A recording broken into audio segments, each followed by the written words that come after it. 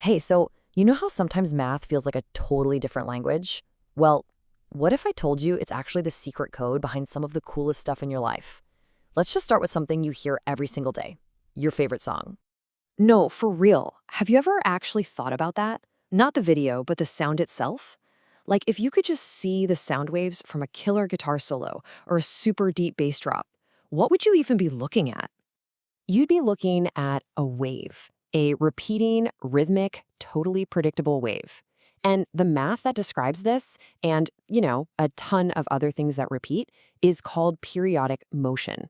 So today, we're going to crack that code. And look, this isn't just about music. Think about a pendulum swinging back and forth, or a vibrating guitar string. They all move in a pattern that just keeps going. They all have a rhythm. And that rhythm, it's something we can actually describe, predict, and even see, all with math. Okay, so here's our first little puzzle. We're all used to measuring circles in degrees, right? 360 degrees, the whole shebang. But honestly, for describing waves, degrees are just a little clunky. We need something that's way more natural to the circle itself. And that new way is something called a radian.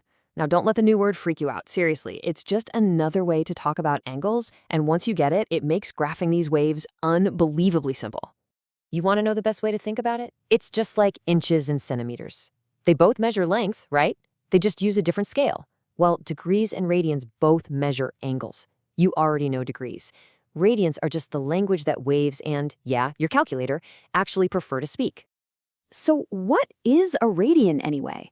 Okay, picture a pizza. A degree measures the angle of your slice way down at the pointy tip. A radian, though, it measures the actual length of the crust on that same slice. See, it's a measurement that's literally tied to the curve of the circle. That's what makes it so perfect for waves. All right, so how do we jump between the two? This is where we get some super simple tools. Just think of these formulas as your power-ups to instantly translate between degrees and radians. Let's do a quick fire round. Going from degrees to radians, it's so easy. You just take your degrees and multiply by pi over 180. That's it. That's the entire move. Let's try it with 60 degrees. You just do 60 times pi over 180. That fraction, 60 over 180, just simplifies down to 1 over 3. So, boom, 60 degrees is just pi over 3 radians. Done. And what if you want to go the other way, from radians back to degrees? You literally just flip the fraction. Instead of pi over 180, you multiply by 180 over pi. The pi's cancel out, and you're left with degrees. So clean. Oh, and here's a little cheat code for you. When you're simplifying that degrees over 180 part, don't even sweat it. Just type it into your calculator and hit that fraction key.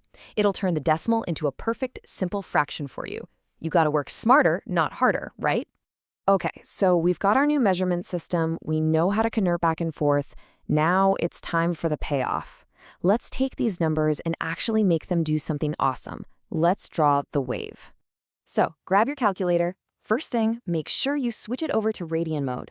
Then just go to your graphing function, type in sine x, and get ready. Because when you hit that draw button, after all that setup, after putting in the function, you hit that draw button, and what you get is pretty much the fundamental rhythm of the universe, right there on your little screen.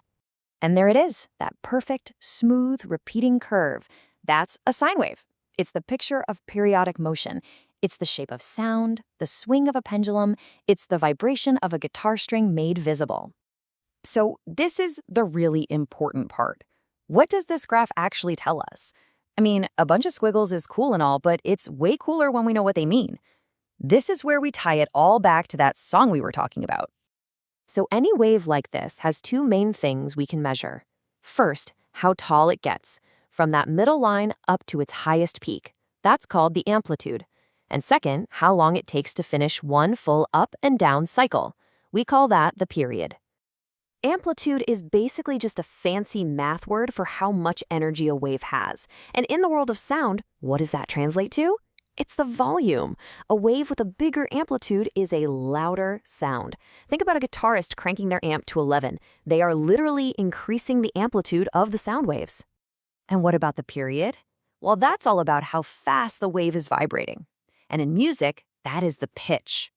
A wave with a really short period, One that completes its cycle super fast gives you a high-pitched sound, like a flute.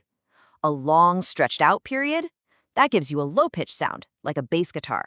So let's just boil it all down to the simplest thing possible. Amplitude is your volume knob. Period is your pitch slider. By just changing those two numbers, you can describe any musical note you can think of. That's not just math anymore, that's straight-up music theory. Okay, so let's do a super quick recap of the code we just cracked. Radians, they're just the best way to measure angles when you're dealing with waves. We can use easy formulas to convert to them. We can graph these waves on any calculator. And the most important parts of that graph, amplitude and period, are just fancy words for loudness and pitch. So you now have the tools to see the hidden math behind all kinds of rhythm and repetition. The big question is, where else you're going to see it?